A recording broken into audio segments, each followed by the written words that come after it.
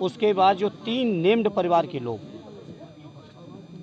3 named लोगों के जिनके नाम उन्होंने एफआईआर में दर्ज किए हैं, उसमें अभी भी मुख्य अभियुक्त फरार है। और वो भी तब फरार है जब वो खुद यहाँ तक आके डेड बॉडी को डाल के गया। एक बार गांव के लोगों ने पकड़ा भी, कुछ प्रभावशाली लोगों ने छुड़वाया भी, पुलिस ने इस बात का संज्ञान नहीं लिया और अभी तक वो फरार है।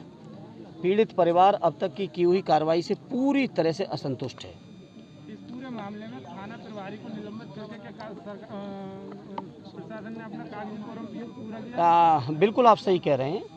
केवल कागजी कॉलम पूरा करके, खाना पूर्ति करके केवल दिखाने की कोशिश की है। आज सस्पेंड किया है, 2 महीने में बहाल कर देंगे, 1.5 महीने में बहाल कर देंगे। उससे इस परिवार को न्याय नहीं मिलने जा रहा है। थाना प्रभारी को सस्पेंड करके पूरा थाना बच जाएगा? मैं कह रहा हूँ इससे कोई दोषी बच नहीं सकता इन बातों से। ये तो केवल एक किसी तरह से कागजी कार्रवाई करके केस को न्यूट्रल करने की कोशिश है। लेकिन जहाँ तक मेरा सवाल है, हमारी पार्टी का सवाल है और परिवार की जो मांग है, तीनों के तीनों मुलजिमों पर कठोरतम कार्रवाई होनी चाहिए, शीघ्रतम कार्रवाई होनी चाहिए, केस फास्ट ट्रैक कोर्ट को जाना चाहिए। इस परिवार की गरीबी को आपने देखा है, नज़दीक से देखा है, परेशानियों को देखा है।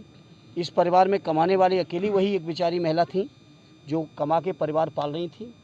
कम से कम 25 लाख रुपए का आर्थिक सहयोग परिवार को होना चाहिए और एक बेटा जो उनका है, उस बेटे को सरकारी नौकरी मिलनी चाहिए।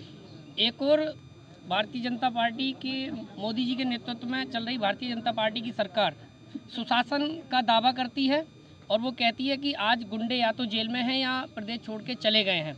वहीं दूसरी ओर बेटी बचाओ बेटी पढ़ाओ का नारा वो लगाते हैं। तीसरी ओर महिला सशक्तिकरण अभियान चलाते हैं, उसके बाद भी ऐसी जघन्य अपराध हो जाते हैं। इस पर आप क्या कहेंगे? देखिए, वो नारे वो क्या क्या देते हैं उस पर जाने दीजिए। आज वो दिल्ली की सरकार में, केंद्र की सरकार में, उत्तर प्रदेश की सरकार में। सरकार क्या कर रही है, ये गंभीर इशू है। जहाँ ये बात आपने की, हाथरस की बेटी के साथ क्या हुआ, उसका रेप हुआ, सामूहिक हत्या हुई और रात को 2:30 बजे उसकी डेड बॉडी जलाई जाती है। और जलाने के बाद पूरे उत्तर प्रदेश की सरकार इस बात के षड्यंत्र में लगी थी कि कैसे ही दोषी उस परिवार को ठहरा दो जिस परिवार की बेटी थी। पीड़ित लोगों को ही दोषी ठहराने में पूरी उत्तर प्रदेश की पुलिस लगी थी। खैर, उस परिवार को किसी तरह से न्याय मिला सर्वोच्च न्यायालय के हस्तक्षेप के बाद। यही हाल आज बदायूं के अंदर ये।